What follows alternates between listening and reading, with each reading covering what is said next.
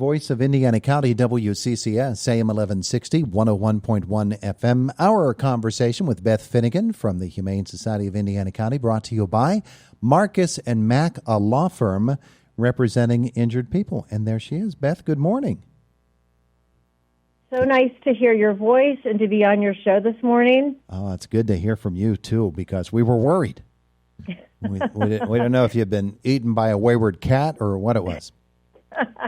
I know. Well, I think we're all experiencing a little corona-itis, and it didn't occur to me until this morning that we had our time together on your radio show coming up. Well, we've got a lot to talk about this morning, and one of those is the fact that the shelter remains closed to the public right now.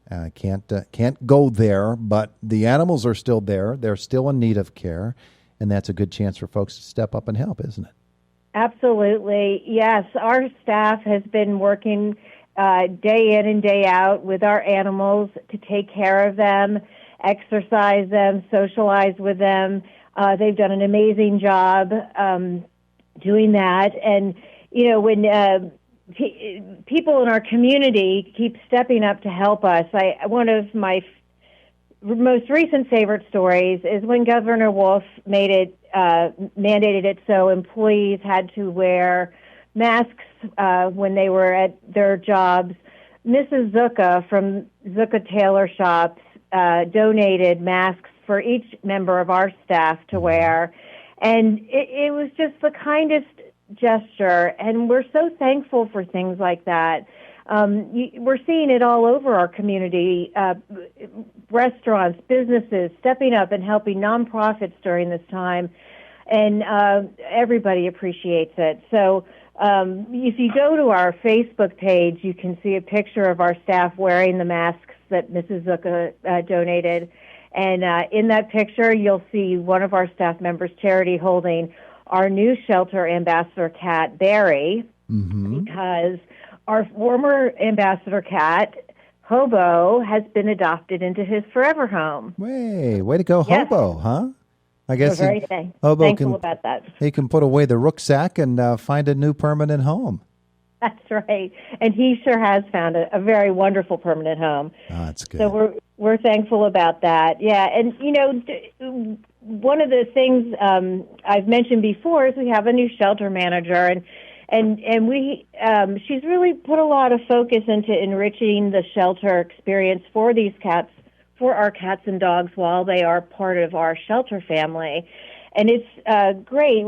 She has set up an enrichment schedule for example, for our dogs. And on Monday, the dogs play out in the play yard together, and on Tuesday, they are each given a frozen Kong toy to play with, and then on Wednesday, they play with these specially made PVC toys. And so there's a nice schedule going, and to have that consistency for their enrichment is helping to make their experience better at our shelter. And quite frankly, the staff enjoys it a lot too. So real good progress there for the care of our animals. What? Help me again. A frozen Kong toy like King Kong?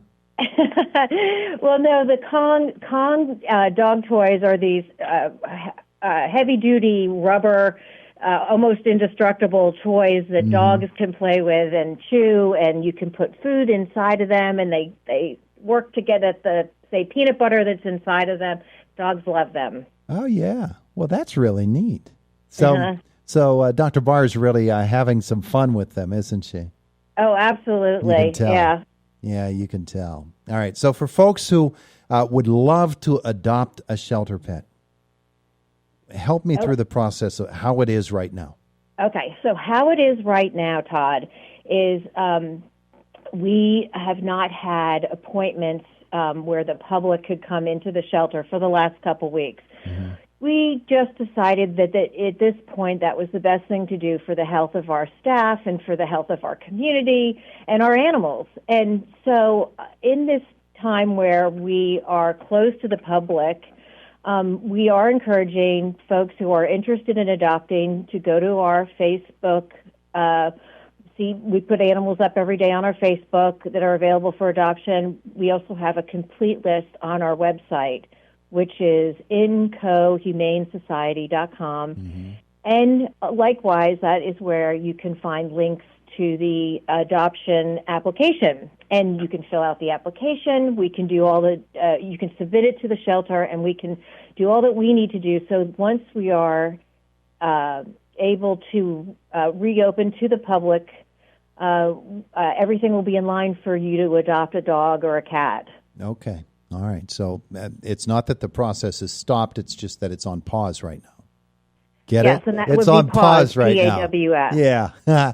I thought I was getting one over on you there, Beth, but I guess not. Huh? Yes.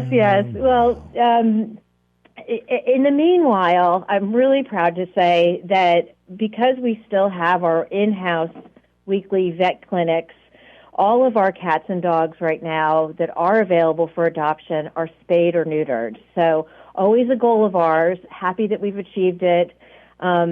And our in-house vet clinic has also begun seeing animals from Four-Footed Friends, our other local animal shelter. And once it's safe, we will open up the in-house vet clinic to community organizations like SNP to offer low-cost spays and neuters, and also the public. So just we ask that people, follow us on Facebook and look at our website, because that's where we'll be posting information about when we are available to the public to offer these low-cost spays and neuters. So just keep waiting, huh, and be patient. Patience, yeah, boy, we all have to practice that right now. And we also look forward to reopening our monthly vaccination clinics to the public. But again, patience, and we will communicate all of this once we are ready to do so. Okay, so those are some good things, tidbits of knowledge for us today. Meanwhile, you've got a shelter full of animals that need care, and that means that you need money to do that. And so I know that fundraising has to have been sort of crimped a little bit for you. What are some of the things that we can do to help?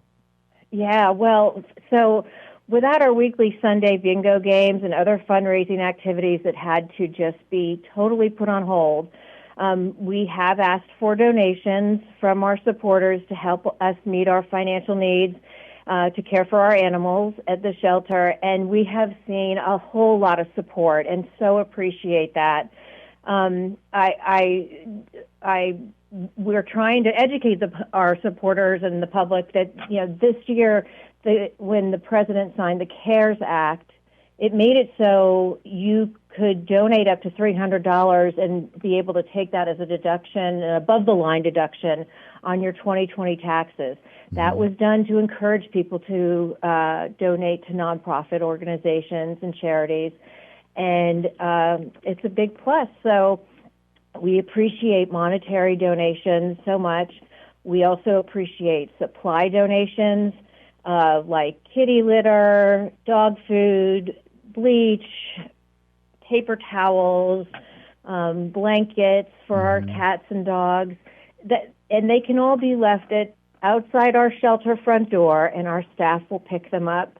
And a complete list of what we need for supply donations can be found both on our Facebook page and on our website. Yeah. Hey, Beth, tell us a little bit about people who volunteer there, because I know that you still need people that can help at the shelter, and you've got a pretty good staff of people doing that. Yeah, we do.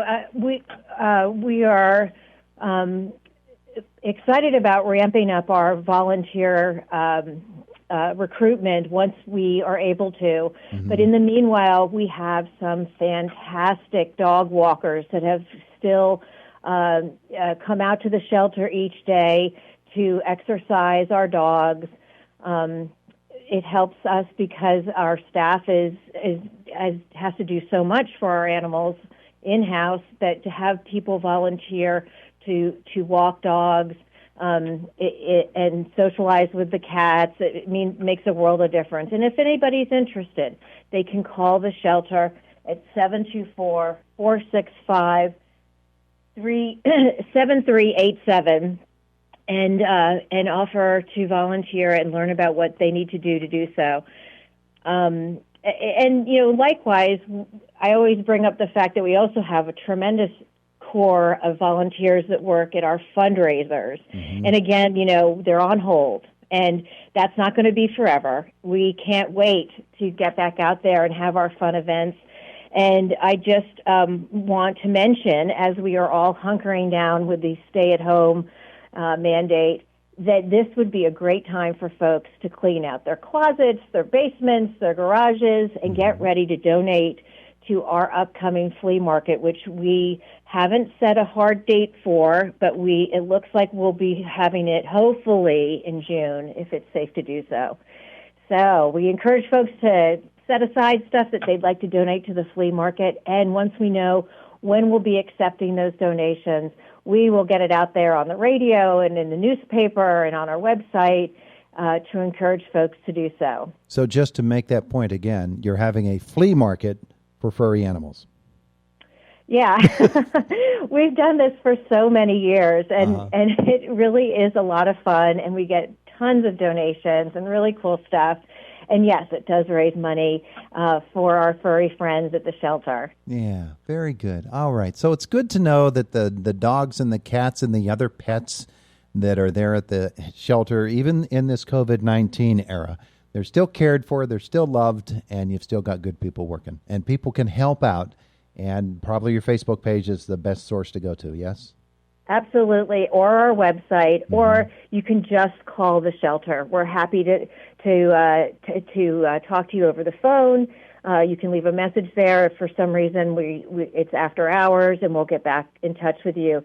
Yeah, this is a time where we all are pulling together in sometimes unique ways, and but it's getting us through. And I just want to thank our staff for the care that they're giving our animals. We are really lucky to have each and every one of them, and our animals love them so much too. And yeah, so we're going to get through this. And as soon as it's safe, we will be opening our doors to the public, having our fundraisers, and doing all that we do for our community with, for example, the low-cost spay and neuter clinics and such. And we can't wait, because that's why we're here. That's what we do. Yeah, absolutely. Hey, Beth, thanks so much for being with us this morning. Thank you, Todd. Have a wonderful day today. Yes, you too. Thank you so much.